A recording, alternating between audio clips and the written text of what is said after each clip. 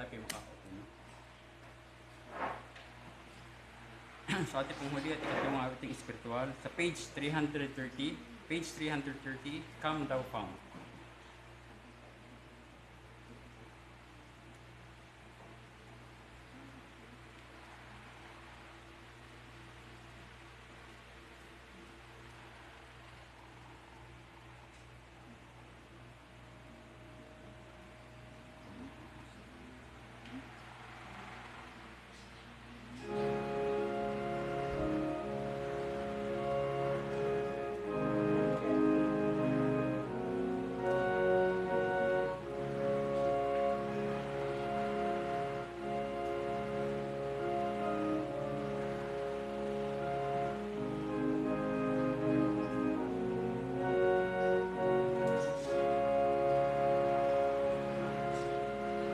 Come thou fount, sing.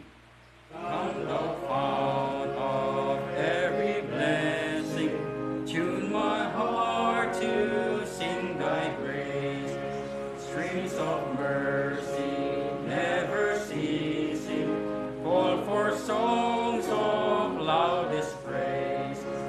Teach me some melodious sonnet, sung by flaming tongues of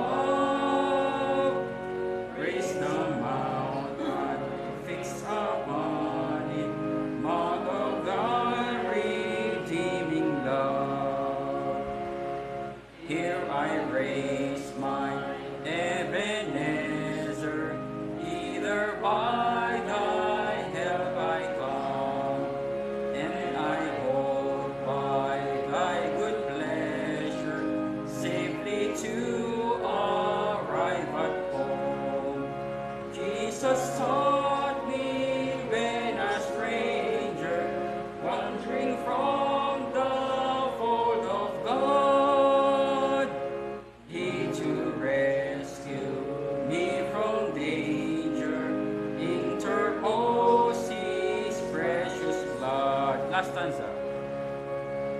Oh, to grace, how great a depth, Lord, daily I want spring to be. Let thy goodness like a fetter bind my wandering heart to thee. From to wander, Lord, I feel it, from to leave the God I love. Here's my heart, oh, take and seal it for thy courts above.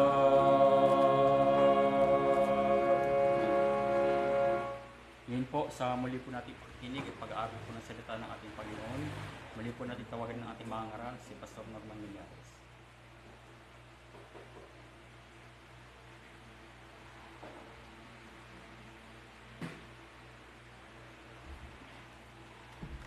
Magandang hapon sa ating lahat. Muli tayo ay magpapatuloy sa pag-aaral natin ng salita ng Diyos. Muli nating buksan ang ating pong mga Biblia sa Lucas Kabanata 1. Luke chapter 1, verse number 77. Luke chapter 1, verse 77. Babasahin ko po sa King James Version English and then sa Tagalog. Narito ang sinasabi ng banal na kasulatan.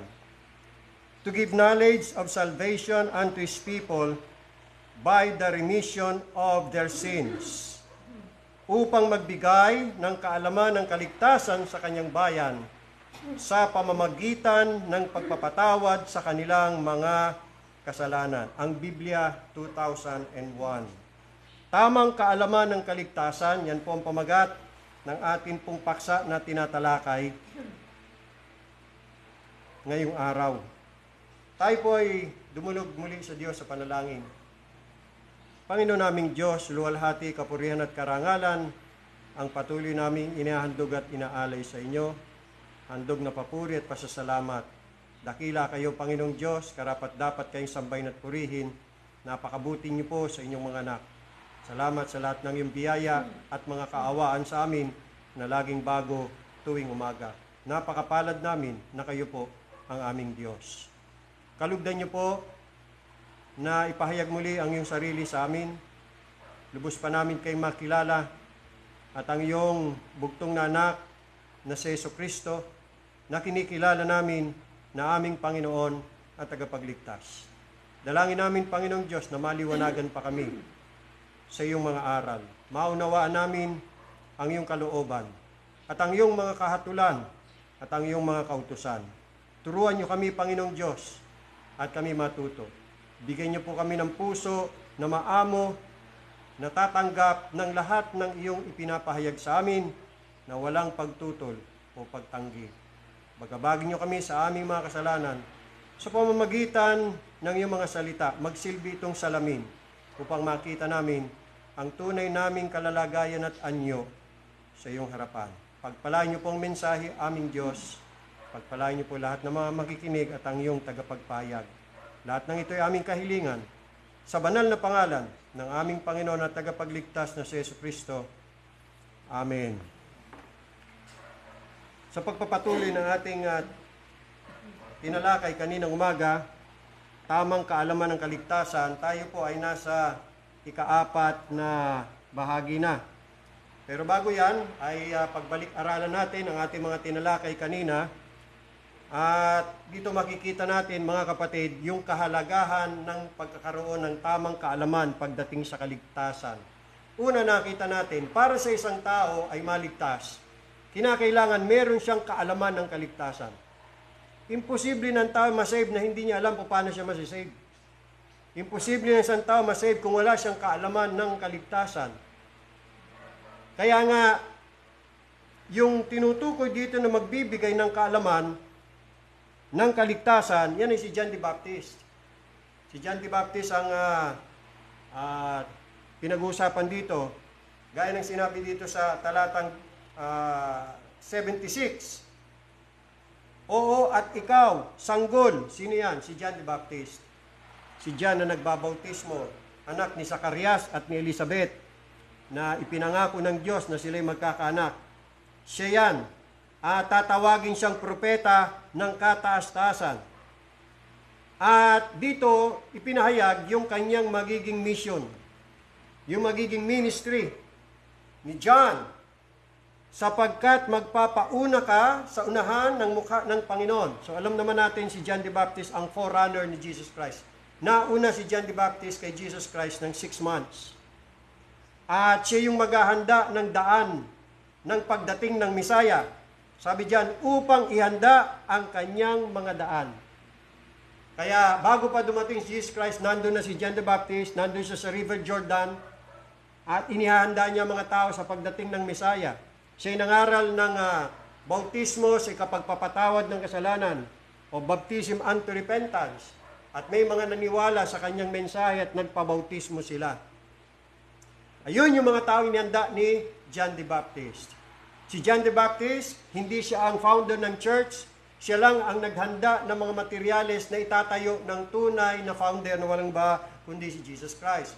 John the Baptist just prepared the materials for the church that will be established or built. And only the Messiah established the church using all those materials na inihanda ni John the Baptist. Yung mga materials na yun, yung po yung mga mananampalataya at nabautismohan. So out of those materials, Jesus Christ established or founded His church. So He prepared the way of the Lord. Then in verse 77, ito pa ang isa sa kanyang misyon, upang maipakilala ang kaligtasan sa kanyang bayan. Ang bayan na tinutukoy dyan ay Israel. Or sa ibang salin, upang magbigay ng kaalaman ng kaligtasan. Nakita niyo po, ang misyon ni John the Baptist, magbibigay siya ng kaalaman ng kaligtasan. Para saan? Para ano? Sabi diyan, sa pamamagitan ng pagpapatawad sa kanilang mga kasalanan. Verse 78, dahil sa magiliw na habag ng aming Diyos. Ang kaligtasan ay sa pamamagitan lamang talaga ng kaawaan ng Diyos. Yan ang pinaka kadahilanan kung bakit ang Diyos ay nagliligtas dahil lamang sa awa. Meron siyang mga kinaawaan.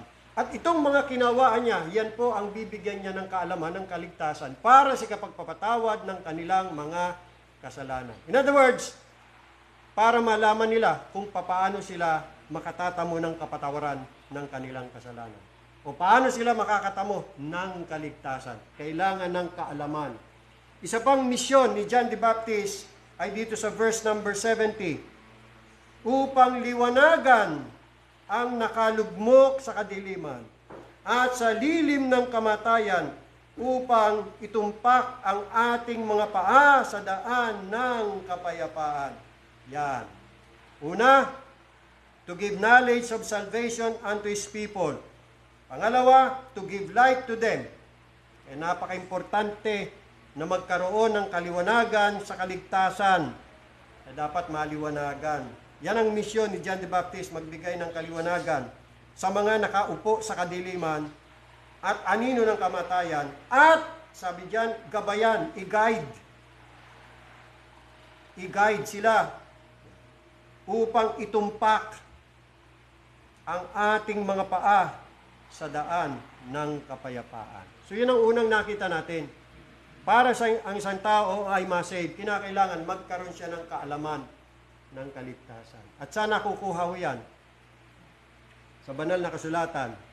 Ang banal na kasulatan ang nagbigay ng kaalaman o karunungan kay Timoteo kung paano siya maliligtas. That from a child, sabi ni Apostle Paul, thou hast known the Holy Scriptures, na magbibigay sa iyo ng kaalaman sa ikaliligtas.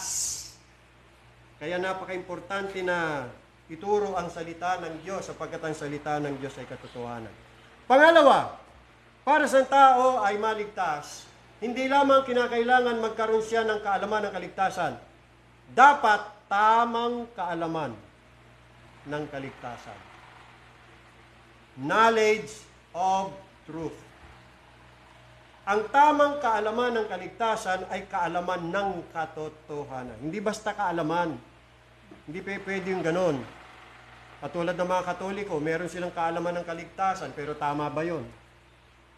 Ang mga INC, Iglesia ni Cristo o Manalo, meron silang kaalaman ng kaligtasan, pero mali.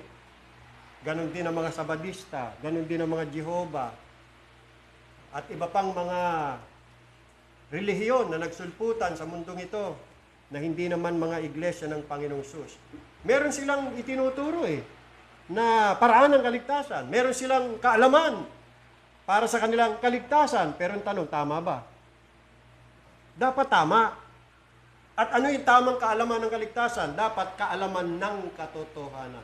Knowledge of truth. Nabasa natin yan sa 1 Timothy chapter 2 verse 4. Basahin natin muli para sa kapakanan ng ating mga kapatid na narito. 2:4 ng 1 Timothy. 2:4 ng unang Timoteo. Na siyang may ibig na ang lahat ng mga tao ay mga ligtas. Papaano? Mga kaalam ng katotohanan. Kita nyo, may kinalaman yung pagkaalam ng katotohanan sa kaligtasan. Pag walang kaalaman ng katotohanan, ay hindi ligtas, putas. Ang mangyayari yan. Pagka mali, yung kaalaman ng kaligtasan, edi mali ang kaligtasan. At kung mali ang kaligtasan, edi hindi totoong ligtas. Tama ba? Diba? Sangayon kayo? Dapat kaalaman ng katotohanan. Yun yung knowledge. At yung kaalaman ng katotohanan, matutunghayan yan sa salita ng Diyos. Tamang pagtuturo ng kaligtasan. Pag mali ang naituro tungkol sa kaligtasan, mali na ang kaligtasan. At kung mali ang kaligtasan, hindi tunay na kaligtasan. Hindi saved. Kaya importanteng magkaroon hindi lamang ng kaalaman ng kaligtasan, kundi dapat tamang kaalaman. Dahil maraming nagtuturo ng mga kaalaman ng kaligtasan, puro mali. Pag inimbestigahan mo ayon sa salita ng Diyos. Pangatlo, mula sa talata na ating binasa kanina sa Luke 1:77, upang magbigay ng kaalaman ng kaligtasan. Saan ang gagaling kaalaman ng kaligtasan? Yan po'y bigay. Bagamat si John the Baptist ang instrumento na siyang magbibigay, pero hindi naman galing sa kanya yan eh. Galing sa Diyos yan. Bigay kay John the Baptist at ituturo ni John the Baptist. Sa Santiago 1:17, ang sabi ron, lahat ng mga perfect gift and every good gift comes from above, from the Father, na walang anumang shadow o pagbabago. Walang anino ng anumang pagbabago. Galing yan lahat sa Diyos. Siyang nagkakaloob. So nakita natin hindi magkakaroon ng santao ng tamang kaalaman ng kaligtasan kung hindi ipagkakalob sa kanya ng Diyos. Kahit anong galing pa ng pastor, kahit anong galing pa ng mangangaral, kahit ano pa talino nila sa pagpapaliwanag ng salita ng Diyos, kung hindi kalulubdan ng Diyos yung tao na bigyan siya ng tamang kaalaman ng kaligtasan, hindi siya maliligtas. Kasi galing sa Diyos yan eh. Yan ang dahilan kung bakit maraming nag-aaral ng Bible, aral ng aral, pero hindi makabot sa kaalaman ng katotohanan. At yan nabasa natin sa 2 Timothy chapter 3 verse 7. Basahin natin.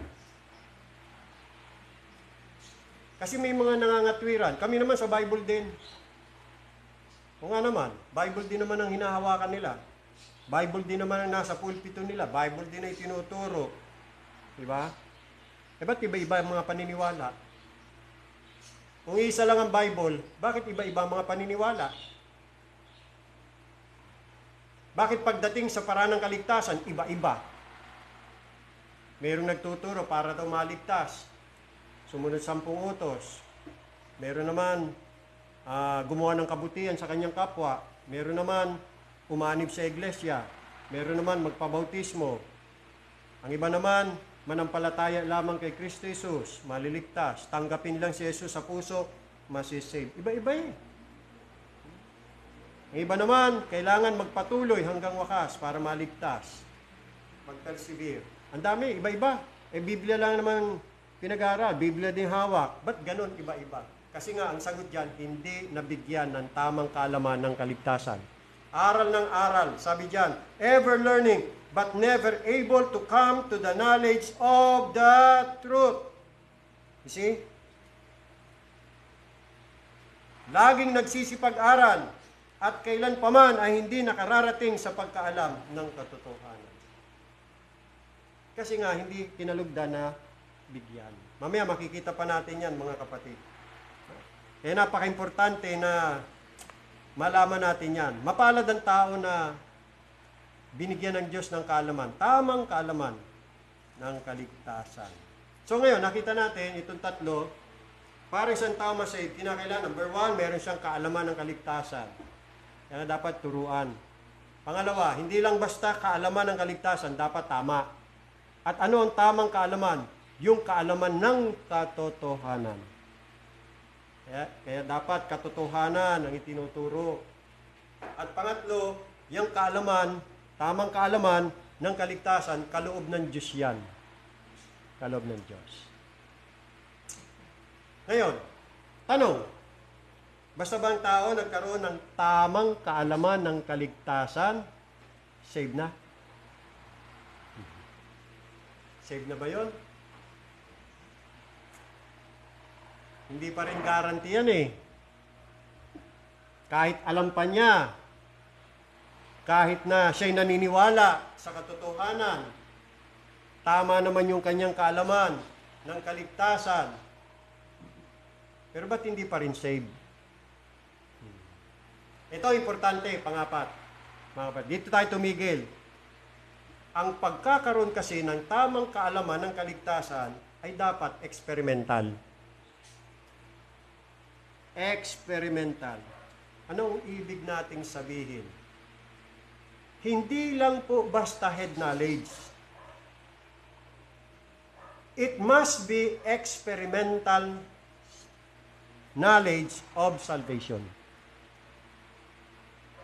It must be experimental knowledge of salvation. Kanina, binasa natin yung 1 Corinthians chapter 2. Balikan natin yon in verse 9. 1 Corinthians chapter 2, verse 9. At paliliwanag natin kung ano ibig sabihin ng experimental knowledge of salvation. Experimental. Meaning to say, talagang naranasan, actual understanding of salvation. 1 Corinthians chapter 2, verse 9, it says here, datapwat gaya ng nasusulat, ang mga bagay na hindi nakita ng mata at ni narinig ng tenga, ni hindi pumasok sa puso ng tao. Yung mga bagay, sabi ho dito, yan po yung mga bagay na inihanda ng Diyos. Ayan. Anumang mga bagay na inihanda ng Diyos sa kanila na nangagsisi-ibig sa Kanya.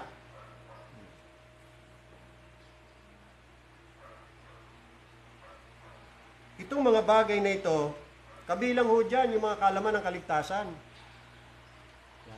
Na inihanda po yan ng Diyos doon sa mga nagsisi-ibig sa Kanya. Para ma-save kasi, kailangan ang mata makakita, ang tenga makarinig, at ang puso ay makaunawa. Binasa natin yan sa Matthew chapter 13 para ma-convert. Kasi kung ang mata hindi makakita, ang tenga naman hindi makarinig, bagamat may tenga, ay wala namang pandinig at hindi nakakaintindi at nakakaunawa, tapos yung puso nila hindi rin nakakaunawa, ay walang conversion. Kailangan maunawaan magkaroon ng kaliwanagan. Ang problema ito, hindi pumasok sa puso ng tao. So possible pala na ang tao makarinig ng katotohanan, malaman niya yung tamang kaalaman ng kaligtasan, pero hindi naman pumasok sa puso. Dito lang.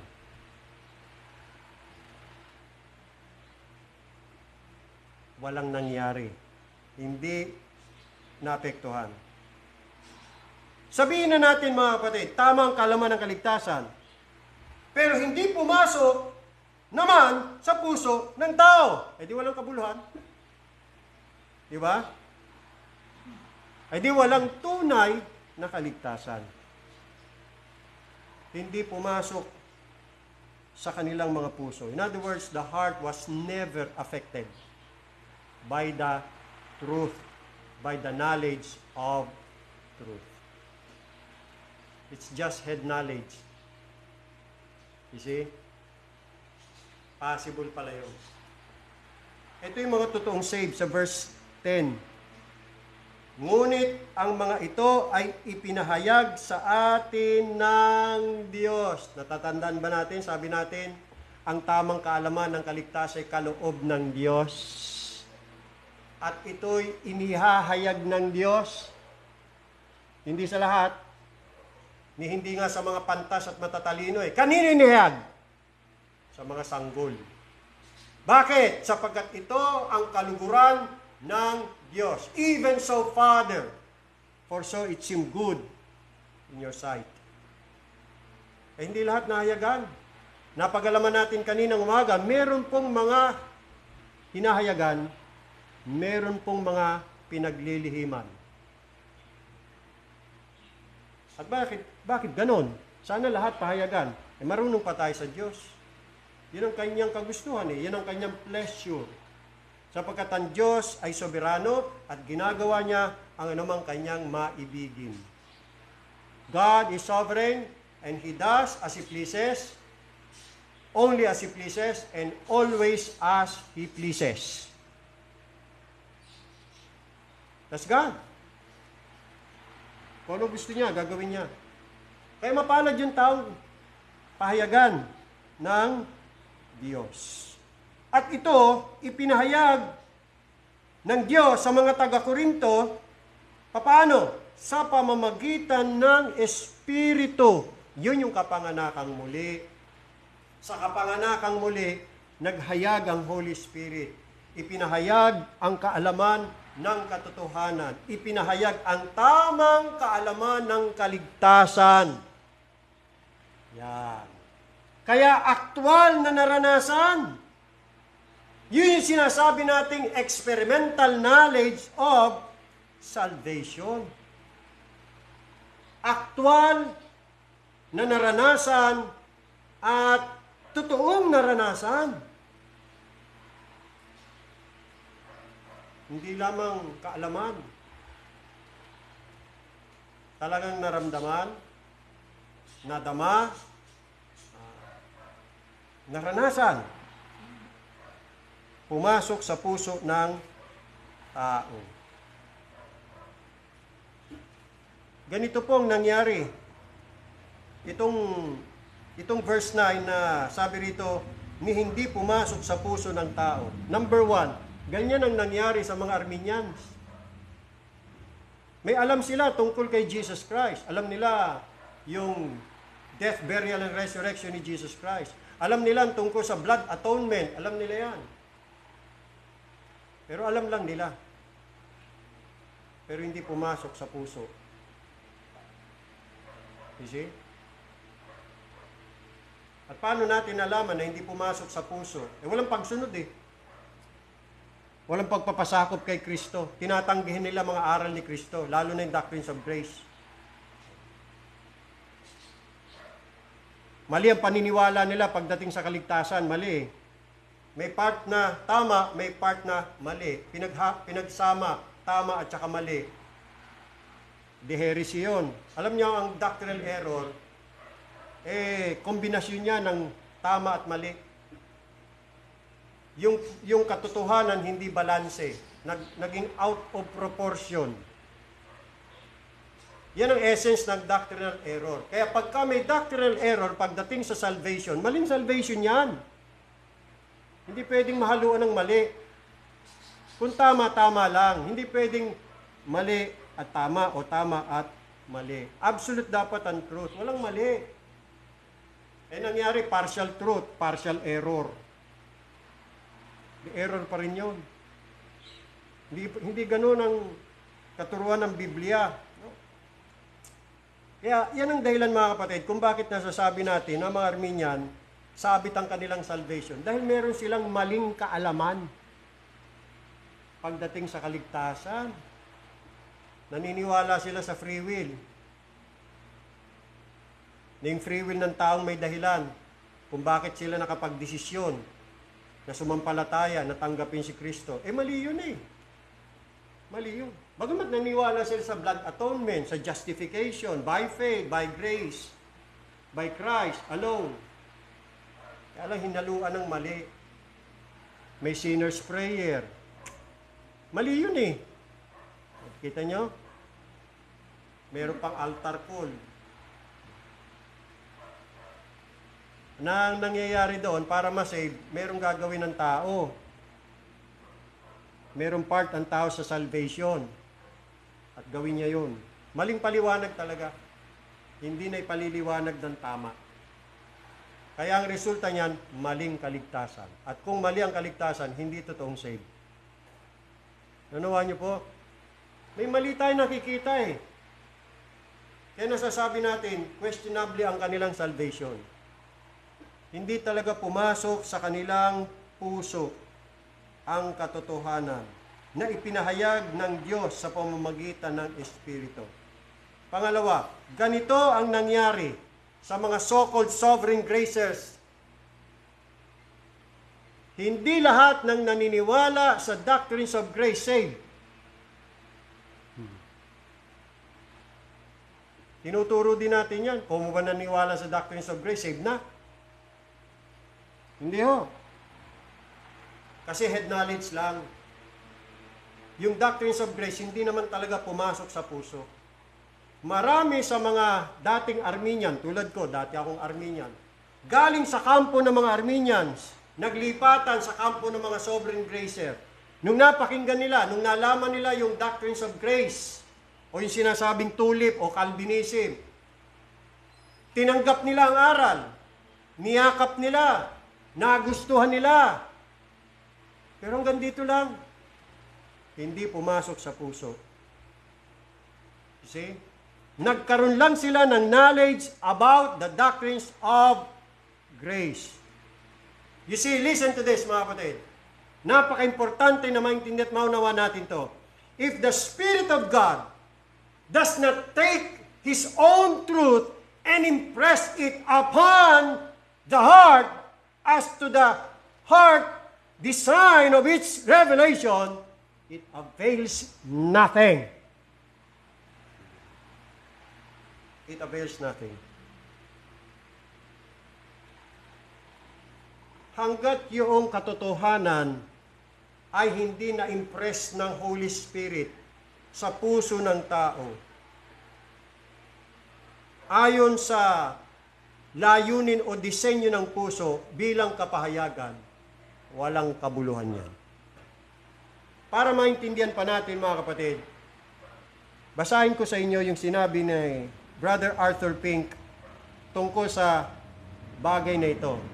Napakaganda ng kanyang sinabi at ito'y palagi kong pinagbubulay-bulayan at palagi kong binabasa ito Namnamin yung mabuti mga kapatid. Basahin ko po.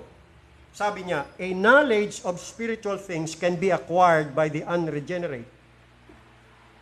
Knowledge lang ng mga spiritual na bagay. Kahit unsaved, pwede silang makakuha niyan. Kahit unsaved, kahit unregenerate, pwede silang magkaroon niyan o makatamo niyan. Kaalaman lang ng mga bagay na spiritual. Yun nga, aral ng Bible, nagbabasa naman ng Bible, kaya nakakaroon sila ng kaalaman. Ano ba nyo? A knowledge of spiritual things can be acquired by the unregenerate.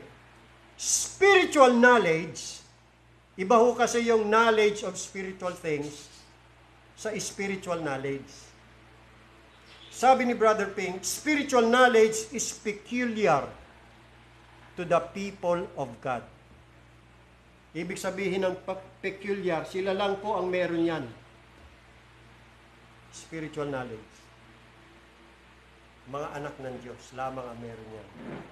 A knowledge of spiritual things is merely intellectual and theoretical. Spiritual knowledge is vital and effectual. Yan ang pagkakaiba between knowledge of spiritual things and spiritual knowledge. Ang knowledge of spiritual things, intellectual or theoretical knowledge lang. Magaling lang sa theory. Ito lang yan. Pero yung spiritual knowledge, talagang practical yan mga kapatid. Vital, mahalaga at effectual. Merong buhay na gumawa sa puso. Sikapin ko pang paliwanag yan mga kapatid. Nung ako ay nag-trade test, carpentry, meron akong kasama doon, nung binata pa, nag-trade test. Theoretically, ang galing niya. In-explain niya ang paggawa ng cabinet, yung mga sukat niyan, ganito, ganyan. Hanga yung trainer maalam Kaya niya ipaliwanag. At theoretically, tama ang kanyang mga explanation. He can explain it very well. At kung ano yung mga tools na gagamitin para makapagbuo ng isang maganda at perfect na cabinet. Nung pinagawa na siya ng amote, hindi perfect. Naunawaan niyo yung pagkakaiba? Sa isip, sa utak, magaling siya. Nabasa niya napag-aralan niya Nung pinagawa na siya, hindi siya makabuo ng cabinet. Yun yung pagkakaiba ng knowledge of spiritual things, knowledge lang, versus spiritual knowledge. Ang spiritual knowledge, mga kapatid, galing yan sa banal na espiritu. Pumasok sa puso. talagang naranasan sa buhay ng taong makasalanan na kinalugdan ng Diyos na kanyang iligtas. Yung doctrines of grace, hindi lang dito tumalab hanggang puso, damang-dama. Yung total depravity, damang-dama niya Hindi lang theory. Hindi lang nabasa niya sa libro na ang tao'y depraved, na siya'y depraved kundi naramdaman niya. Nadama niya yung kabigatan ng kasalanan. Nakita niya sa sarili niya ang kanyang kasamaan at karumihan. Bigat na bigat siya sa kanyang mga kasalanan. Pinakita sa kanya ng Panginoon na siya isang walang kwentang makasalanan, na karapat-dapat ng kaparusahan sa impyerno. Pinakita sa kanya ng Panginoon sa pamagitan ng Banal na Espiritu na siya'y sinumbatan, binagabag, convict, di ba? That he deserves hell. That he is nothing, he has nothing, that he can do nothing. That he is just a beggar, a pauper. In the eyes of God, he is nothing. At hindi yan head knowledge. Naramdaman niya. Dahil diyan, nakadama siya ng kahihiyan sa Diyos. Hiyang-hiya sa sarili niya, hiyang-hiya sa Diyos. Katulad siya ng publikano na hindi makatingin, hindi makatingala sa Diyos. Nakayukot, dinadagukan niyang kanyang dibdib at ang kanyang panalangin, O Diyos, mahabag kayo sa aking isang makasalanan. Ganun po yun. Doon pa lang sa depravity, talagang experimental. Meaning, an actual experiential knowledge of truth of man's depravity. Ay mga Armenian, meron bang ganyan? Basta lang tinanggap si Kristo, saved na siya. Pag namatay siya, 100% doon na siya sa langit. Pero walang naramdamang kabigatan ng kasalanan Ni hindi nga siya nasuklam sa kanya mga kasalanan, nandiri Alam niyo sa totoo lang mga kapatid, kung tama lang talagang pagpapaliwanag ng salita ng Diyos, pagdating sa kaligtasan, walang sino mang magkaka-interes na tanggapin si Kristo. Yun ang totoo. Wala! Ngayon, nag-uunahan kakandara pa, lumapit sa harapan Pag nakita kasi ng tao ang kanyang kabulukan, karumihan, mahihiya siya. Hindi yan agad lalapit. Mahihiya yan. Ako ba'y karapat dapat na lumapit? Tatanggapin kaya ako ng Diyos? Sa kabila ng napakarami kong mga naging kasalanan sa Kanya. Kasi binagabag na nga siya ng Banal na Espiritu You see? Lalo pa pag nalaman niya, kahit siya hindi karapat-dapat, totally depraved, pinili siya ng Diyos. So, pagdating sa unconditional election, hindi yabang. Ang mararamdaman niya, hiya pa rin. Bakit siya pinili ng Diyos? Iba nalaman yung election, lalo yumabang At nakikipaghamunan ng debate. Nakikipagdiskusyon na. May bago na siyang kaalaman. Tungkol sa doctrine ng election. Proud siya sa sarili niya, siya'y pinili. Naku, hindi ho ganun. Hindi ho ganun ang nakakaunawa ng unconditional election. Meron pa rin siyang sense of unworthiness. Naunawaan niyo mga kapatid? Ganun. And then sabi pa ni Brother Pink, tuloy kong sinabi niya, what is such knowledge worth if it does not affect the heart, fails to transform the character, and make the daily walk pleasing to God? In other words, anong kabuluhan ng kaalamang yan, kahit tama pa, kung hindi naman tinablan ang puso? Hindi na bago ang karakter, at hindi ginawa ang pang-araw-araw na lakad nakalugod-lugod sa Diyos. Walang kabuluhan. Then he continued, unless our Bible study is conforming us both inwardly and outwardly to the image of Christ, it profits us nothing. Walang silbi, walang kabuluhan. Kahit tama pa yan, yung kaalaman ng kaligtasan. So we can see here mga kapatid that spiritual knowledge is the work of God in regeneration. Yun yung Binasa natin sa 1 Corinthians 2:10, ngunit ang mga ito ay ipinahayag sa atin ng Diyos sa pamamagitan ng Espiritu. Pinahayag. Samantalang yung iba, wala, hindi napahayagan, hindi pumasok sa kanilang mga puso. See? In other words, walang ginawa ang Espiritu ng Diyos sa kanilang mga puso. Wala.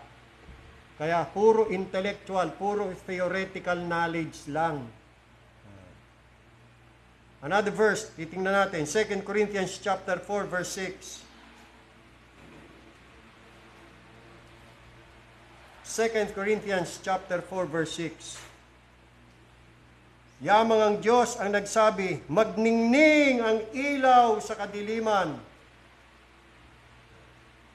na siyang nagningning sa aming mga, saan?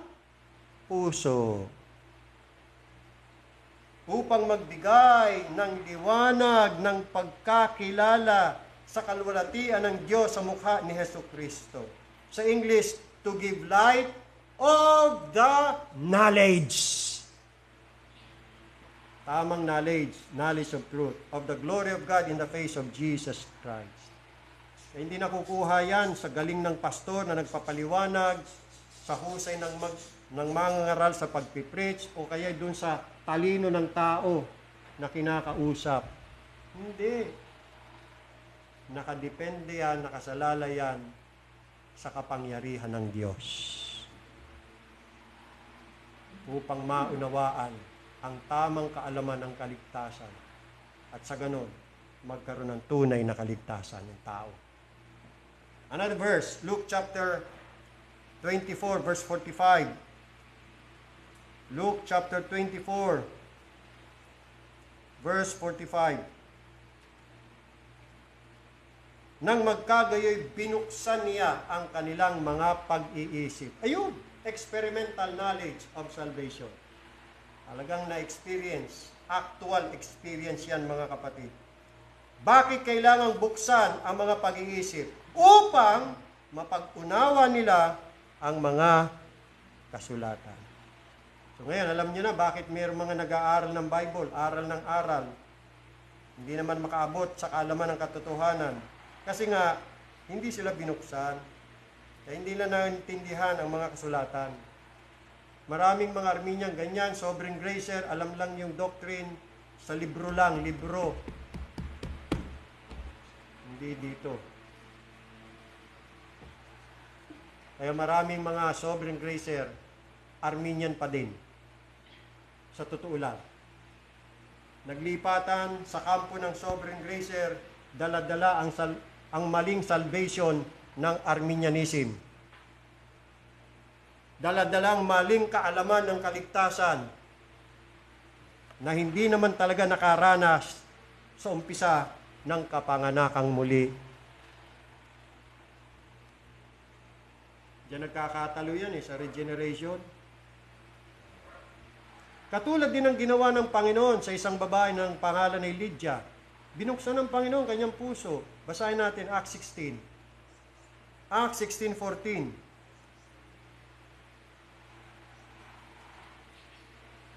This is 14 ng mga gawa. At isang babaeng nagngangalang Lydia na mangalakal ng kayong kulay ube na tagabayan ng Tiatira, isang masipag sa kabanalan, ay nakinig sa amin na binuksan ng Panginoon ang kanyang puso.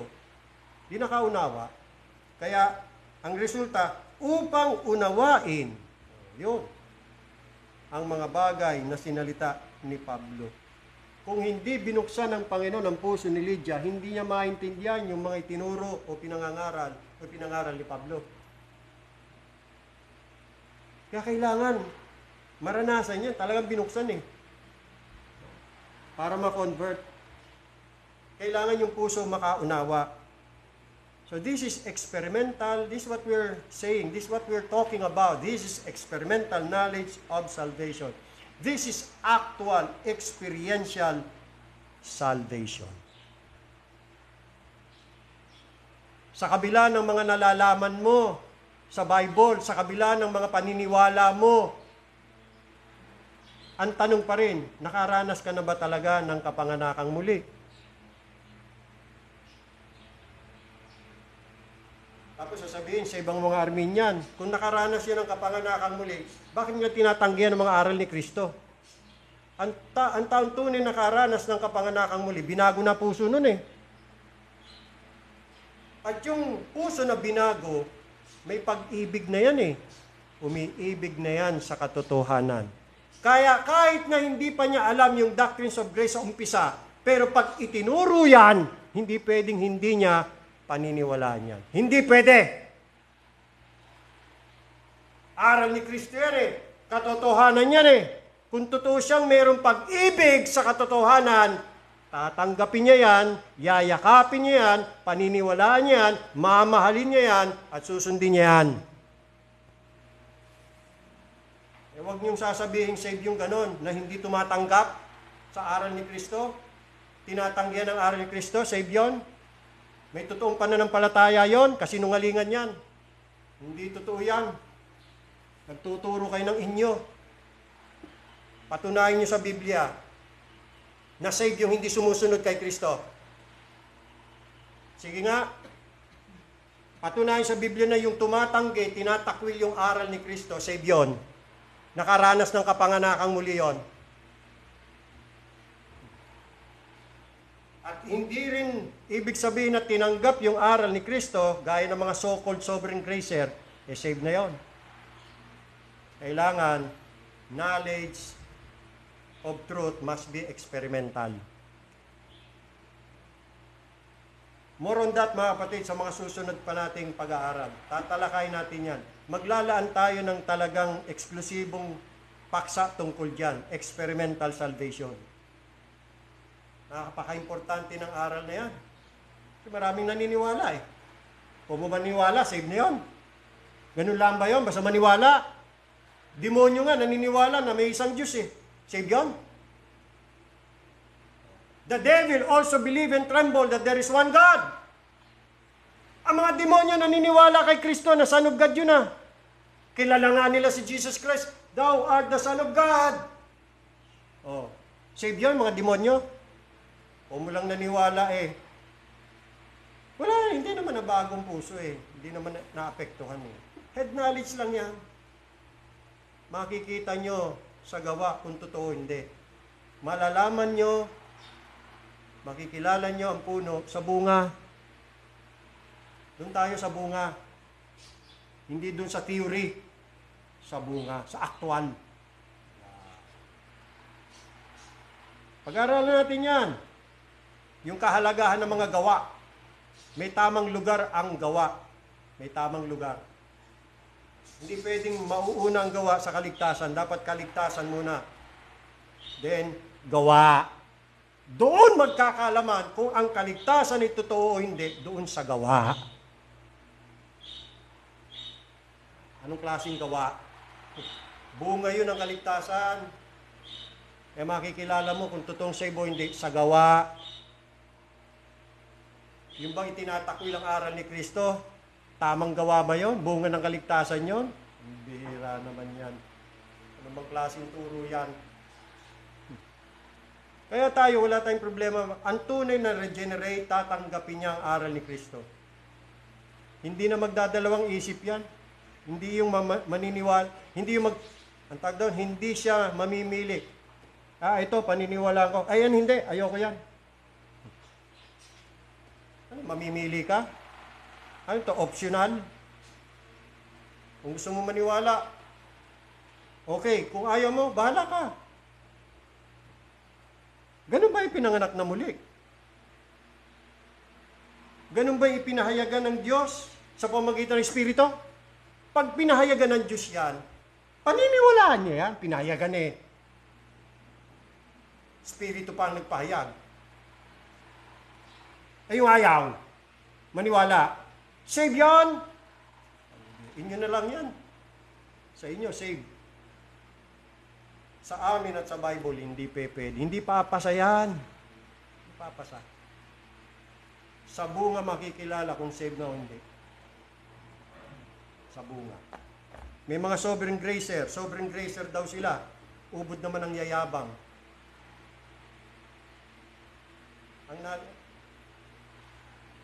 Ako'y sumosobra na kasi yung mga pag-aaralan natin, naka-line up na yan eh. Pag-aaralan natin mga kapatid, ang totoong naligtas sa biyaya, hindi niya magagawang magmayabang. Walang naligtas sa biyaya na magmamalaki, magmamayabang. Kasi nilalayuan ng Diyos ang mga mayayabang at binibigyan niya ng biyaya ang mga mapagpakumbaba. God resisteth the proud, but gives grace unto the humble. Tatalakayin din natin mga kapatid. Sino ang totoong sovereign gracer? Tatalakayin natin yan. Kasi maraming nagkiklaim sovereign gracer, pero hindi saved. Hindi naman talaga na-save sa sovereign grace, saving grace, and electing grace. Again, ang salvation nila hindi experimental. Knowledge lang. Delikado din yan. Kaya tayo, balanse mga kapatid. Naniniwala tayo na mga Arminian na tumatanggi sa aral ni Kristo hindi saved. At naniniwala rin tayo na hindi lahat ng naniniwala sa doctrines of grace ay sovereign gracer nga o saved nga. Head knowledge lang yan. Hindi talaga spiritual knowledge. Intellectual, theoretical knowledge lang. Ano niyo po? More on that. Pag-aralan po natin yan. So yan po ang pangapat. Na dapat ang tamang kaalaman ng kaligtasan kinakailangan experimental. Na talagang yung truth, mga kapatid, no? Gaya ng sinabi natin kanina, yung truth ay talagang kinuha ng Diyos at ipinadama sa puso. It was impressed upon the heart. And the heart was radically changed. Kaya nga, it is vital and effectual knowledge. There is a dynamic principle. There is life operating in the heart. May buhay na eh. Hindi yung patay pa din. May buhay na. Katulad yan mga kapatid, ito paniniwala ko ha. Meron tayong mga babautismuhan. Nag-decide na sila na magpabautismo na sa Panginoon. Bagamat sa Bible mga kapatid, ang kaligtasan ay sumampalataya kay Kristo, maliligtas. Ayaw naman magpabaptize. Ano yun? Now, ibig bang sabihin nun, kailangan magpabaptize para masave? Hindi. Hindi tayo nagtuturo ng ganun. Kahit bautismo kung ka pa ng 10,000 bautismo, kung hindi ka sasampalataya kay Kristo, hindi ka maliligtas. Ngayon, sabihin, ayan, sumampalataya, ayaw namang magpabaptize. Tunay na pananampalataya yon. Again, nasaan yung bunga? Nasaan yung gawa? Ngayon, nagtuturo ba tayo na kailangan mabautisman para maligtas? Hindi! Hindi tayo nagtuturo ng ganyan. Walang kinalaman ang bautismo sa kaligtasan. Pero pinatutunayan ng bautismo ang kaligtasan. So, nauna muna kaligtasan bago bautismo. Sa pananampalataya, ligtas eh. Kahit hindi mabautismohan. Pero kung totoong save, susunod. May pagsunod. Di ba? Pinag-aralan natin yan. Sinusunod ang ebanghelyo. Tumatalima sa ebanghelyo. Sumusunod sa utos. Pero ang pagsunod ba sa utos, nakapagliligtas? Hindi. Pero hindi ka pwedeng maligtas kung walang pagsunod. Pag-aaralan pa natin yan, mga kapatid. Kailangan nating maintindihan. Kaya nga, tamang kaalaman ng kaligtasan. Dapat ituturo natin yan. Maunawa natin. Lagi ko itong sinasabi, walang anumang dami ng ating mga gawa ang makapagmemerito ng ating kaligtasan. Walang anumang uri ng pagsunod ang makapagmemerito ng ating kaligtasan, kundi sa mga ginawa lamang ni Kristo nung siya nabubuhay dito sa lupa at dun sa krus. Tayo naligtas dahil sa mga ginawa ni Kristo. Hindi dahil sa mga ginawa natin. Pero kailangan pa rin nating gumawa at sumunod. Pero hindi po yan ang batayan ng ating kaligtasan. Hindi po yan ang batayan kung ba tayo niligtas ng Diyos. Kaya tayo niligtas ng Diyos dahil naawa ang Diyos. Awa at biyaya. At ang naging batayan ng pagliligtas sa atin ng Diyos, yung ginawa ng kanyang anak sa krus ng Kalbaryo. Yun ang ground, yun ang basis ng ating kaligtasan. Hindi yung ating pagsunod. Hindi ating mga gawa. Bunga na lamang yan na talagang may ginawa nga ang Espiritu ng Diyos sa ating mga puso. Kaya tayo sumunod. Kaya tayo gumawa. Kaya natin sinunod ang mga utos ng Diyos. Napag-aralan natin na yung pagsisisi, utos yun eh. Ang manampalataya kay Kristo, utos din yun eh. Na dapat sundin para masave. Pero tinuturo ba natin na para masave, kailangan sumunod? Hindi. Hindi nga ground yan eh. Hindi yan ang magiging batayan ng Diyos, kaya niya iniligtas ka at ako. Ang ground ng Diyos sa ginawa ng kanyang anak na si Kristo. Naunawaan niyo po mga kapatid. More on that, paliliwanag pa natin yan. Maubos ang oras natin. I can preach that, mga kapatid. Kahit ilang oras. Paliwanag natin yan. Kaya lang may limit tayo sa ating oras. So una, para sa tama masave, kinakailangan magkaroon siya ng kaalaman ng kaligtasan. Pangalawa, hindi lang dapat kaalaman ng kaligtasan, dapat tama. Tamang kaalaman ng kaligtasan. Ikatlo, na nakita natin na itong tamang kaalaman ng kaligtasan ay kaloob ng Diyos. Kaya mapalad ang pagkalooban, naliwanagan, nabuksan, binuksan ng Diyos. Kaya ito yung pang-apat. Dapat ang kaalaman ng kaligtasan na kaloob ng Diyos ay experimental. Aktual na naranasan. May ginawa talaga ang Diyos. Kaya, ito palagi ko nagiging illustration to eh. Pag ako ay nakikinig ng mga testimony sa kampo ng mga Armenian, di ba? Testimony time. Kaya kwento na paano sila na-save. Ako'y na-save kasi ganito ganyan, tinanggap ko si Kristo, ako'y sumampalataya, ako'y nagsisi, etc., bla bla bla. Tapos yung Banal Espiritu nandun sa sulok, nanonood, nakikinig. Sabi ng Banal Espiritu, wala pa akong ginagawa sa puso mo. Wala. Sana naintindihan nyo mga kapatid, ano? Importante talaga, nakaranas ng kapanganakang muli. Diyan nag-uumpisa ang lahat. Importante yan. Maraming mga nagdadakdak ng kanilang kaligtasan na wala naman talagang ginawa ang Diyos sa kanilang mga puso. Wala. Head knowledge. Ito ang panglima. Last, mga kapatid. Ikalima. Bagamat ang kaalaman ng kaligtasan ay kaloob ng Diyos, gayunpaman, ang Diyos ay gumagamit ng mga pamamaraan ng pagkakaloob. At ito ay sa pamamagitan ng ministeryo ng salita or ministry of the word.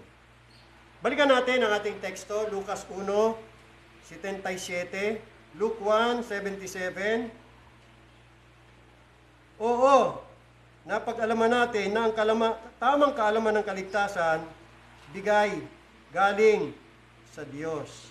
Pero ang talagang binanggit dito, si Juan. Tingnan nyo ha, ang konteksto, verse 76, oo, at ikaw, sanggol, tatawagin kang propeta ng kataas-taasan. Di ba si Juan ang tinutukoy dyan, ang pinag-usapan?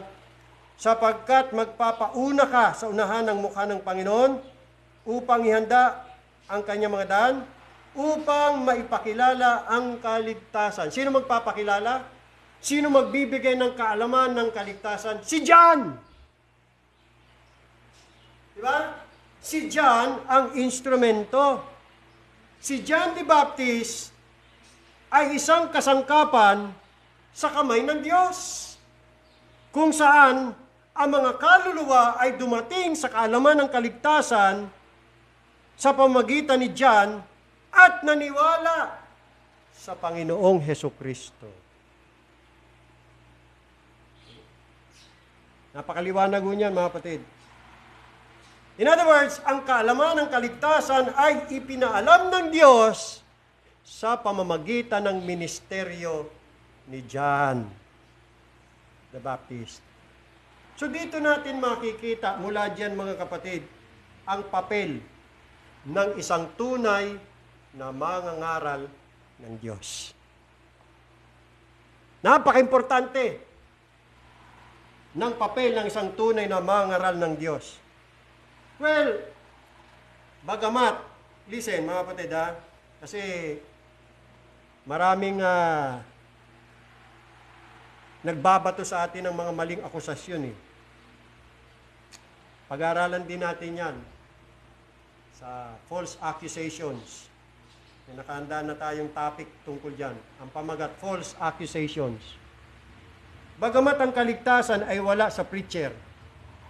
Tanda natin yan. Ang kaligtasan wala sa preacher. At ang preacher, hindi siya tagapagligtas. Isa lang tagapagligtas, si Jesus Christ. Ang preacher, hindi naman nakapagliligtas yan eh. Kaya nagsabing, nawin niya si ganito, nawin niya si ganon, windang yon. Di ikaw na tagapagligtas, kung ikaw pala nakawin dyan eh. Wala tayong ganon. Nawin ko si ganito, nawin ko si ganyan. O di yun na yan. Di ikaw na tagapagligtas ng mga yan. Ang preacher, mga kapatid, hindi nakapagliligtas. Pero, nasa kanya, dala niya ang tamang kaalaman ng kaligtasan. Agree? Tulad ni John, siya magbibigay, siya magtuturo, siya magpapakilala ng kaalaman ng kaligtasan. Siyang may dala ng tamang kaalaman ng kaligtasan. Sa kanya ibinigay ng Diyos. Tama ba? Tama? Agree kayo? Basahin natin ang Roma Kabanata 10. Ang tanong, sino ba talagang tumatawag ng mangaral? Sino? At sino ang nagsusugo ng mangaral? Basahin natin ang Roma Kabanata 10. Talatang 14. Yan.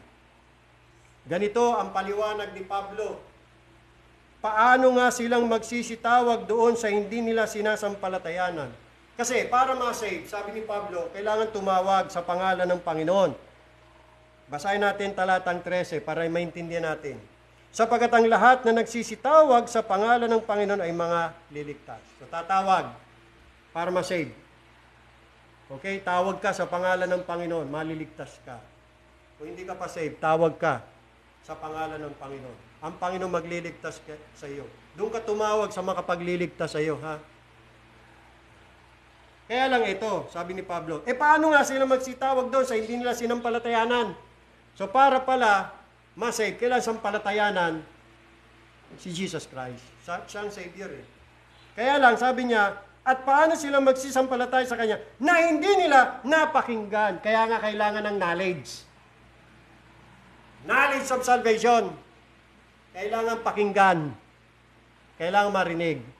Kailangan makinig. Kaya sorry nilang doon sa ayaw makinig. Wala silang kaligtasan. You see?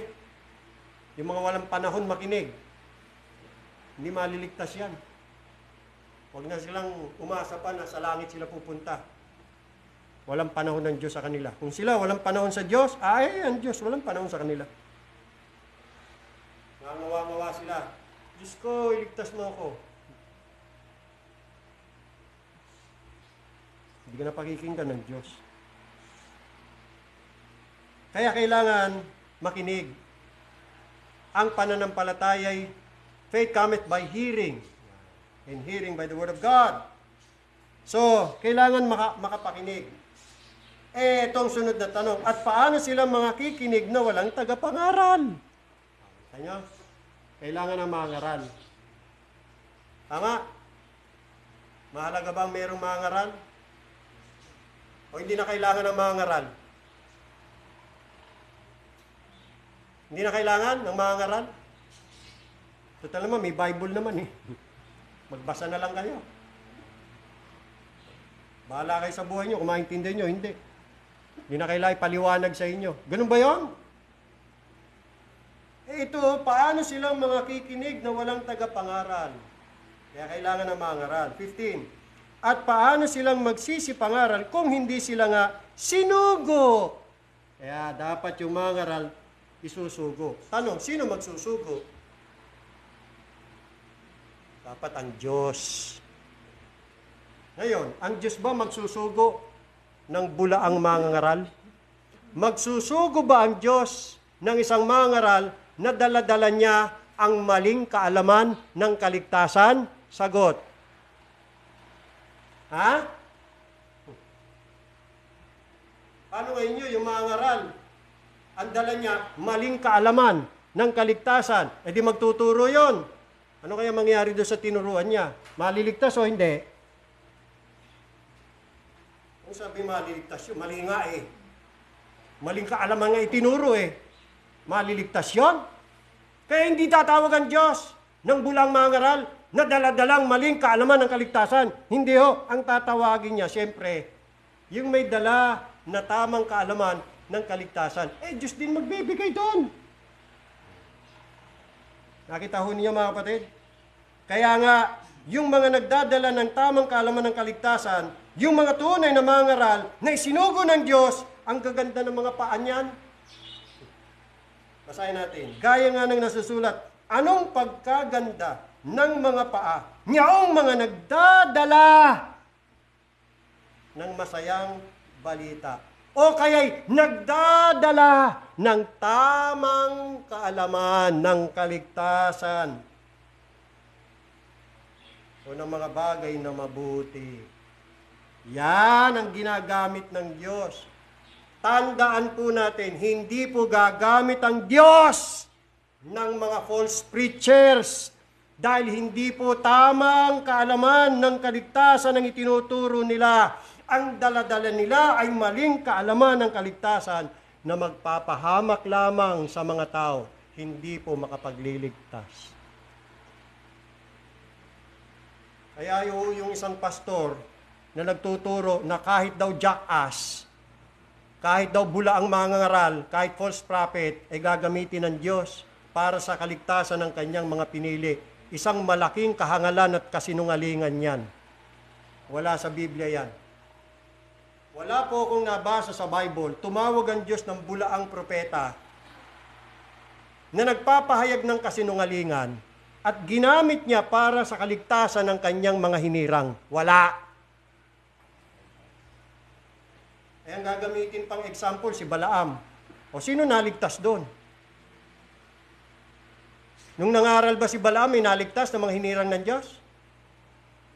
Ang gagamitin example, si Caiphas. Yung high priest, ginamit daw yon. O sino naligtas? Ito tanong kasi, gagamit ba ang Diyos? Tatawag ba siya ng mangaral at isusugo niya ang isang bulaang mangaral para maligtas ang kanyang mga hinirang? Ang nabasa ko sa Biblia, gumamit ang Diyos at sinugo niya ang mga bulang propeta para sa kapahamakan ng mga itinalaga na sa kapahamakan. Inglesin natin mga kapatid. God will use true preachers of the gospel in the saving of His elect. But He will never use false preachers, but rather He will use and call false preachers for the damnation of the reprobates. Not the salvation of His elect, but the damnation of the reprobates. Anong reprobates? Mga itinakda na, itinalaga na sa kapahamakan. false preacher po ang isusugo ng Diyos dyan. Kasi yung mga reprobates niyan, ayaw nila sa truth. At dahil sa ayaw nila sa truth, edi mga tururot na mga mangaral ang isusugo ng Diyos. Sige, yan ang gusto nyo. Ayaw sa truth eh. Kasi, tinanggihan nyo na yung truth. Isinugo ko yung mga totoo kong mangaral. Ayaw ninyo, hindi kayo nakinig. Ayaw pala gusto nyo ha, kasinungalingan, kamalian. Eh di isusugo ko, mga bulang mangaral. Ay diyan kayo makinig. At pagka nakinig sila at naniwala, hindi siya ipapahamak nila yan. Hindi siya ikaliligtas. Naunahan niyo po? Gumagamit ang Diyos ng mga bulang mangaral. Pero hindi sa kaligtasan ng kanyang mga hinirang, kundi sa kapahamakan ng mga nakatalaga na sa kaparusahan. Ang ginagamit ng Diyos, yung mga mangangaral niya na nagdadala ng tamang kaalaman ng kaligtasan para sa kaligtasan ng kanyang mga pinili. Bira, ililigaw ba ng Panginoon nyo? Tingnan natin bilang halimbawa si Philip at saka yung bating sa Acts chapter 8 verse 26. Bilang example. Acts 8:26. Datapwat, tingnan nyo. Talon muna tayo dito sa, tama, 26. Yan na pala yung pinaka-context. Basahin natin. Datapwat nagsalita kay Felipe ang isang anghel ng Panginoon na nagsasabi, magtindig ka at ikaw ay pumaroon sa dakong timugan, sa daang palusong mula sa Jerusalem hanggang sa Gaza, na ito'y ilan. Sino nagutos? Ang Diyos sa pamagitan ng Banal na Espiritu. Sino inutusan? Si Felipe. Si Felipe ba bulang mangaral? Diakono yan eh. Ng iglesia sa Jerusalem. Ebanghilista yan eh. Lingkod ng Panginoon yan. Mangaral ng Diyos yan. Siya ang sinugo. So tama ba yung Romans 10? Paano sila mapangaral? Malibang sa isinugo. O yan, isinugo si Felipe. Sino target? Yung bating. Nandun. Verse 27. At siya'y nagtindig at yumaon at narito ang isang lalaking taga-Ethiopia, isang bating na may dakilang kapamalan na sakop ni Candace, reyna ng mga Ethiopia, na siyang namamahala ng lahat niyang kayamanan at siya'y naparoon sa Jerusalem upang sumamba. At doon nakita niya yung bating nagbabasa ng scripture. Isaiah chapter 53 ang binabasa niya. Kaya lumapit sa kanya si Felipe, ayon sa utos ng Banal na Espiritu, narinig niya na binabasa si Isaiah na propeta, verse 30. At tumakbo si Piliping patungo sa kanya at napakinggan niyang binabasa si Isaiah na propeta at sinabi, nauunawaan baga ang binabasa mo? Yeah. Mabuti na lang may preacher na magpapaliwanag. Kaya sabi ng bating, paanong magagawa ko? 31. Maliban ang may pumatnubay sa aking sinuman. At pinakiusapan niya si Felipe na pumanhik at maupong kasama niya. Ang dako nga na kasulatan na binabasa niya ito, siya'y gaya ng tupa na dinala sa patayan at kung paanong hindi umimik ang kordero sa harap ng manggugupit sa kanya, gayon din hindi niya binubuka ang kanyang bibig. Sa kanyang pagpapakababay, inalis ang kanyang paghukom. Nagtanong ang bating, sino ang magayag ng kanyang lahi sapagkat inalis sa lupa ang kanyang buhay?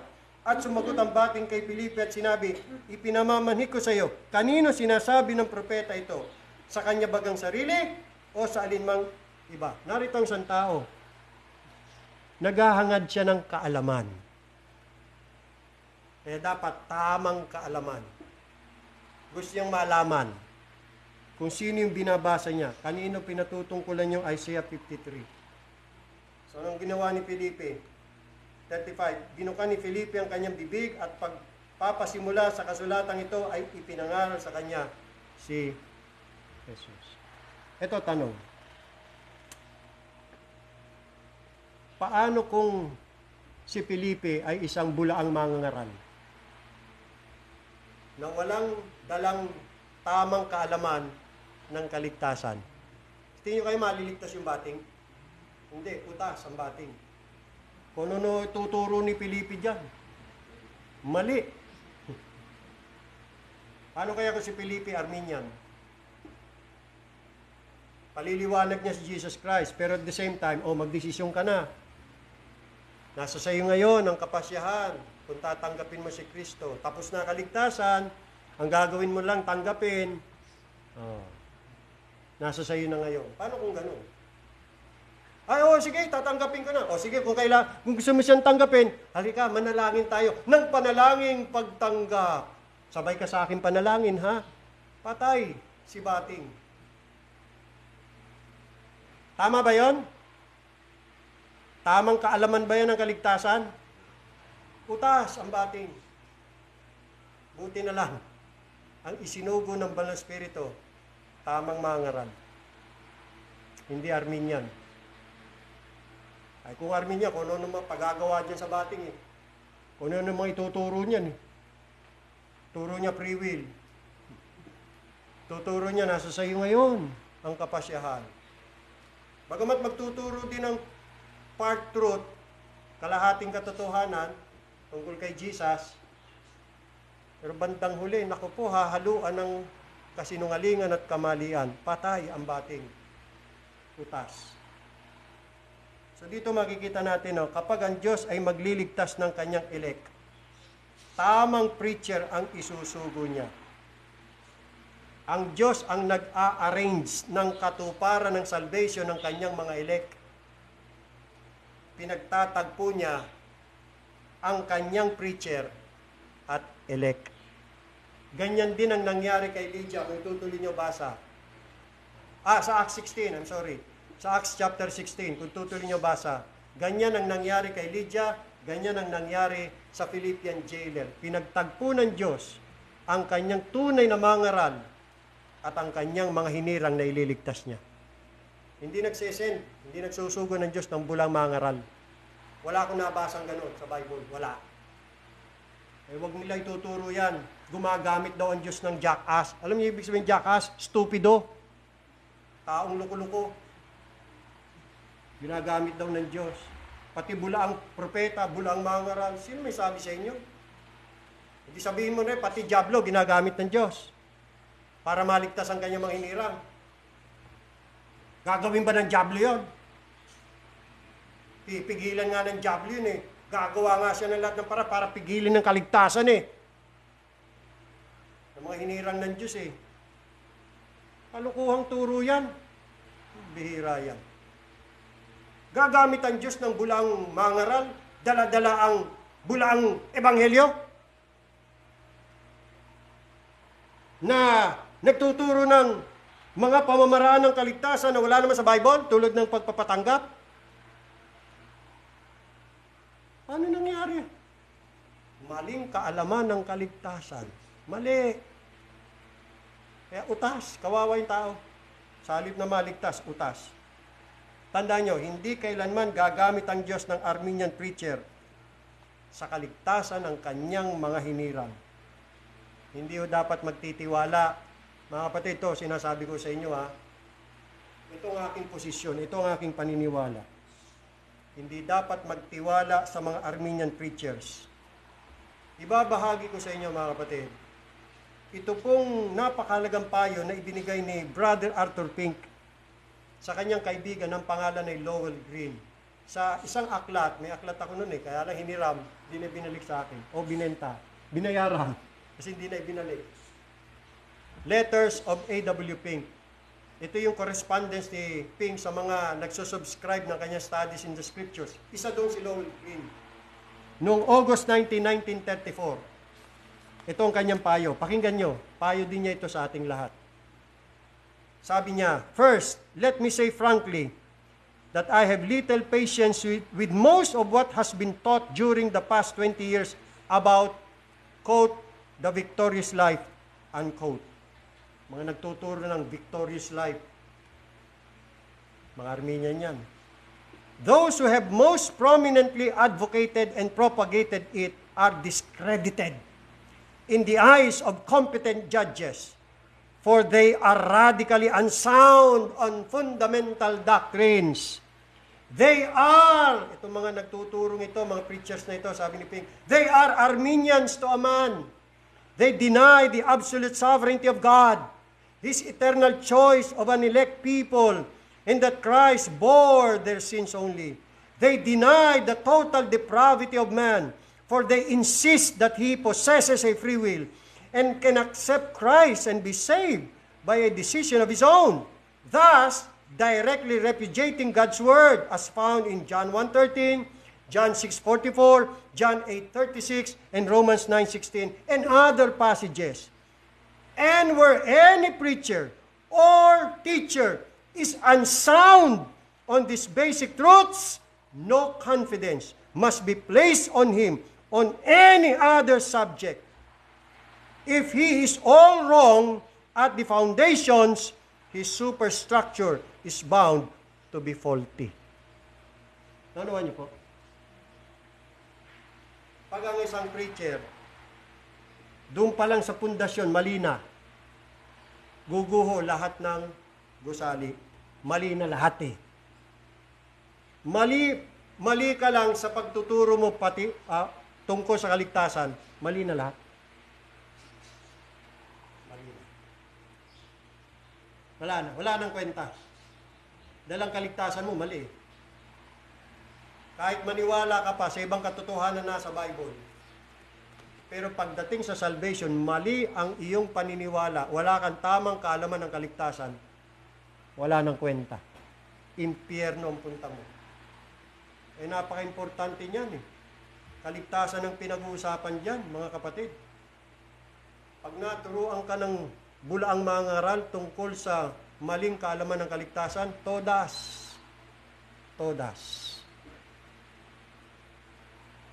Kaya si Brother Pink, walang tiwala sa mga Armenian preacher eh. Kasi unsound sila, unbiblical sila, pagdating sa mga fundamental doctrines of the Scripture. Lalong-lalo na ang salvation. Hindi pa natin nababanggit ang doctrine of God ha.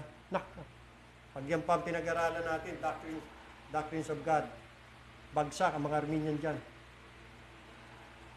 They do not know the God of the Bible. Ako mismo personal experience ko yan eh. 7 taon na ako nagpapastor, tagal-tagal ko ng baptist, hindi ko pa pala kilala ang Diyos. Ang bihira. Nasabi ko talaga yan sa sarili ko, hindi ko pa kilala ang Diyos. Kasi yung Diyos yung pinangangaral ko. Hindi ko kilala. The unknown God. Kasi hindi ko alam yung the sovereignty of God. Yan pa naman ang pinaka-pundasyon. So, yan ang pinaka-foundation, fundamental doctrine yan. Pag mali ka dyan, wala. Todas ka. Maling pagkakilala sa Diyos. Maling kaalaman pagdating sa Diyos. Dinagdag mo pa, maling kaalaman pagdating sa kaligtasan. Kaya nga bilang isang tunay na mangaral ng Diyos, ako bilang mangaral ng Diyos, tungkulin ko ituro ang katotohanan eh. Kaya ako, lagi akong nananalangin sa Panginoon, Panginoon, tulungan niyo po ako maintindihan ko ang iyong mga salita, huwag ako magkamali ng pagkaunawa.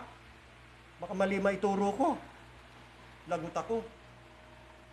At sabi ko naman sa Panginoon, lahat ng ipahayag niyo sa akin, lahat ng ituturo niyo sa akin, ituturo ko yan sa inyong mga anak. Kaya kung mali ako, mga kapatid, sama-sama na tayong mali. Kaya wag lang kayo basta makinig. Pakinggan yung mabuti. Tama, kaya ito'y tinuturo ni Pastor Millares.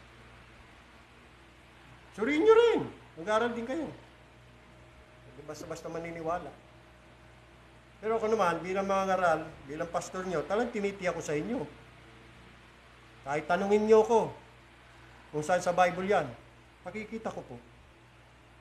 Paninindigan ko nasa Bible yan. At ako naman mga kapatid, kung talagang mali ako, may magpapatunay sa akin na mali ang paniniwala ko, di baguhin. Anong problema doon? Di baguhin natin, mali eh. Alam nga naman, yakapin ko pa rin yun. Panindigan, hindi, tama yan. Mali na nga. Ganun naman tayo eh. Dahil tayo, umiibig tayo sa katotohanan. We love the truth.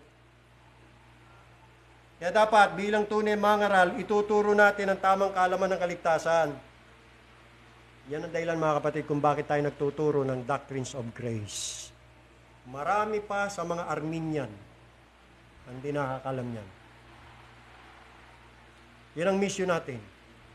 Yan ang burden natin. Kaya tayo nagba-Bible conference, nag-iimbita ng mga Armenian pastors, mga Armenian churches, sapagkat naniniwala tayo, meron silang maling kaalaman ng kaligtasan.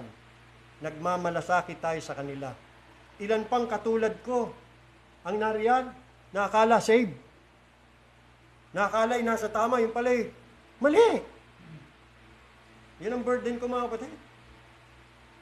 Kaya tayo nagtuturo ng doctrines of grace para may tama ang kanilang mga maling kaalaman pagdating sa kaligtasan. Ang doctrines of grace ang magtatama. Kaya nung pinaunawa sa akin ng Panginoon doctrines of grace, pambihira mga kapatid, doon lang ako naliwanagan ng aking salvation.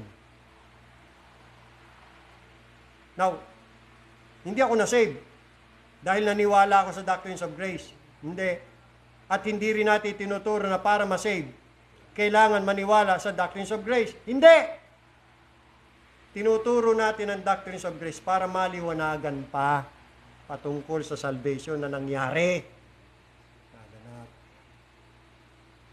Kaya kung totoong sa ibang tao, pag tinuro mo yung doctrines of grace, maliliwanagan yan. Dalawa magiging resulta. Una, maaaring malaman niya hindi pa pala talaga siya saved. Or pangalawa, ma-confirm yung kanyang salvation. At malaman niya, elect pala siya. At pag nalaman niyang elect siya, maniniwala siya sa election of grace, hindi na siya Arminian. Hindi na siya Arminian. Kasi ang Arminian, hindi niwala sa election eh. Mababago siya. Iiwan niya na ang kampo ng mga Arminian. Sasama na siya sa mga totoong tupa ng Panginoon. So sa ating pagtatapos mga kapatid, overtime na tayo. Talagang kailangan natin kasi paliwanag to eh. Marami talagang naawa ko mga kapatid, marami ang nalinlang, nadaya. At yan ang aking prayer na sana meron pang mga Armenian pastors, Armenian churches na mabahagi na natin ang katotohanan. Malaman nila ang tamang kaalaman ng kaligtasan. At makilala din nila kung sinong tunay na Diyos, ang Diyos ng Bible. So ito yung mga prinsipyo bilang summary sa tamang kaalaman ng kaligtasan. Una, mahalagang magkaroon ng kaalaman ng kaligtasan. Pangalawa, ang kaalaman ng kaligtasan dapat tama. Ikatlo, ang tamang kaalaman ng kaligtasan ay kaloob ng Diyos. Pang-apat, ang pagkakaroon ng tamang kaalaman ng kaligtasan ay kinakailangang experimental. At pang-lima, ang Diyos ay gumagamit ng isang tunay na mangangaral para sa kaligtasan ng kanyang mga hinirang. At ang isang tunay na mangangaral ng Diyos ay may dalang tamang kaalaman ng kaligtasan. At ang may dala ng tunay na kaalaman ng kaligtasan, iyon ang tunay na mangangaral ng Diyos. Ikaw ba'y may tunay na kaalaman ng kaligtasan? Ikaw ba'y ligtas na? At ang kaligtasan mo ba'y naaayon sa itinuturo ng banal na kasulatan? Ang kaligtasan mo ba'y naaayon sa salita ng Diyos? May babala po si Pablo. Ang sabi ni Pablo, last verse natin, 2 Corinthians 13:5, last verse. Dito ako magtatapos, dito tayo magtatapos. 2 Corinthians 13:5, siyasatin ninyo ang inyong sarili kung kayo'y nangasa pananampalataya. Teka, di ba mga taga-Korinto to? Di ba mga taga-Korinto sumampalataya na kay Kristo? Bakit ganito tanong ni Pablo?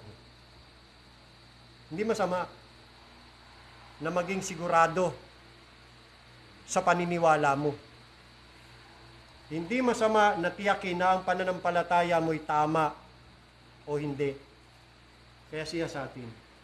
Siyasatin niyo ang inyong sarili kung kayo na nga sa pananampalataya. Subukin ninyo ang inyong sarili.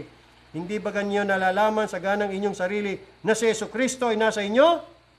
Maliban na nga kung kayo'y itinakwil na.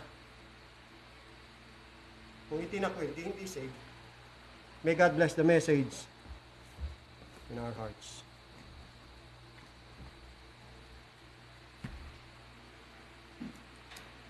Manalangin tayo. Panginoon naming Diyos, maraming salamat po sa iyong mga salita na aming natunghayan. Salamat po sa katotohanan ito, napakapalad namin. Sa amin ito ipinapaliwanag ang mga bagay nito. Salamat sa Banal na Espiritu, nagagabay, nagtuturo sa amin. Palagi namin prayer, Panginoong Diyos, dalhin niyo kami sa liwanag ng mga salita sa katotohanan. At kung meron pa kaming hindi naunawaan, nalalaman, kalugdan niyo po, O Diyos, na ipahayag sa amin. Tama po ang sabi ng Biblia, tama po ang sabi niyo ng puso, higit na magdaraya at masama. Kailangan namin masigurado ang aming mga sarili, sa aming mga sarili na kami nga po'y may tunay na kaligtasan. I-reveal niyo po sa amin yan, Panginoon Diyos. Makita namin tunay naming anyo at kalalagayan sa salamin ng iyong mga salita. Nakabagan niyo kami, maawa kayo sa amin, Panginoon Diyos. Wala kaming sariling kaunawaan. Wala kaming sariling katalinuhan o kakayahan na makaunawa. Maliban na lang ipaunawa niyo sa amin, maliban na lang kami yung buksan, mahabag kayo sa amin. Kung meron kami mga maling paniniwala, itama po ninyo, Panginoon. Willing kami na magpakorek sa inyo. Papagliwanagin niyo kami upang kami lumakad sa liwanag ng iyong mga salita, upang kami mamuhay sa katotohanan, sa katwiran, sa kabanalan, at sa kasakdalan. Pagpalain niyo po ang church na ito, Diyos. Patuloy niyo kaming pahayagan, preserve sa purity ng doctrines and morals. Maraming salamat sa mensahe niyo po. Salamat sa maghapon na kami nakapaglingkod sa inyo. Naway ang aming paglilingkod at pananambahan ay naging katanggap-tanggap sa inyo. Muli, gabayan niyo kami, O Diyos, sa isang linggo na naman. Aming haharapin, paalalahanin niyo kami, at akayin niyo kami lagi sa landas ng katotohanan at katwiran, at dalhin niyo rin kami sa sariwang pastulan. Pagpalain niyo po kami at ang aming pamilya. Sa banal na pangalan ng aming Panginoon tagapagligtas na si Jesucristo, ito po aming dalangin. Amen. Awitin natin ang doxology. Sambahin pa rin natin ang ating Diyos. Praise God from whom all blessings flow. Praise Him, all creatures here below. Praise Him above, ye heavenly host. Praise Father, Son, and Holy Ghost. Amen. Amen. Amen. Magandang gabi ho sa inyong lahat, mga kapatid. Tapos na ating banal na pagtitipon. God bless us all.